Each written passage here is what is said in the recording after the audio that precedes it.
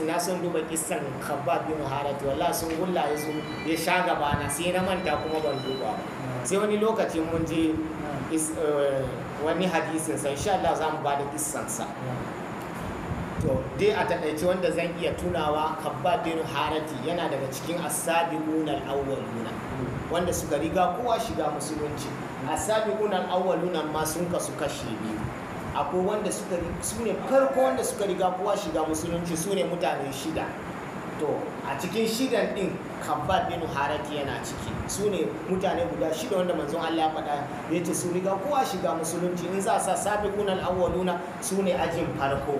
Na farko akwai manzon Allah sallallahu alaihi wasallama, na biyu akwai Abubakar Siddiq, sannan na uku shine Khabbab bin Harati wannan kenan, sannan na hudu shine Sumayya, na biyar Ammar, na shida shine Su'aidu Rumi, su shida. Wannan su ne suka riga, su ne shidan farko wanda suka riga kowa shiga musulunci. Daga baya aka samu irin su Bilal bin Rabah da sauran waɗansu suka dinga shigowa, sai aka tattara su gaba gida aka jefa su cikin sabiqun al-awwaluna.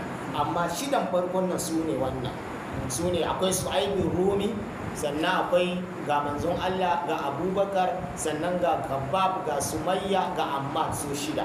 To suna daga cikinsu. Sannan kuma Qurayshawa sun bi shi za su kashe shi, wanda zan iya tunawa ya gudu ya zo ya samu manzon Allah a bakin Kaaba, ya sa burgunsa yana kwance, sai ga an taho da adduna da sanduna za a masa ta'addanci, za a kashe shi. Manzon Allah ya musu magana sai aka yare shi. Khabbab bin Harati ya sha wahala kwarai, ban samu lokaci na duba isansa ba, ya sha wahala kwarai da gaske a addinin musulunci. Yana daga cikin wanda suka riga kowa shiga musulunci, shi Khabbab bin Harati.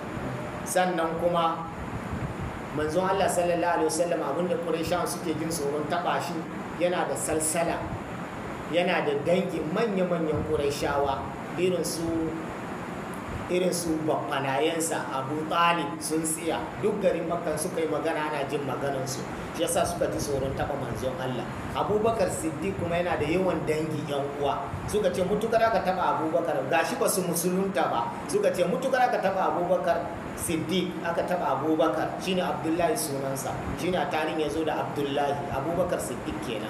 Suka ce duk wanda ya taba Abubakar Siddiq to danginmu gabaki ɗaya za mu haɗu a dangin da suka taba shi, duka sai mun murkushe su gabaki ɗaya, sai mun kashe su. Sai suka ji tsoro, sai ba su taba su ba. Amma da Khabbab bai da yawan dangi, Ammar bai da yawan dangi, maman shi Sumayya duk ba su da yawan dangi, sannan Su'aibin Rumi ma bai da yawan dangi, shi yasa aka dinga cutar da su. Ina gani mun fahimta. To wannan shine yake nuna mana Khabbab bin Harati ga hadisin da ya rawaito. Sai mun haɗu da wani hadisi a gaba na shi, insha Allah za mu bada tarihin shi ma insha Allah. Daga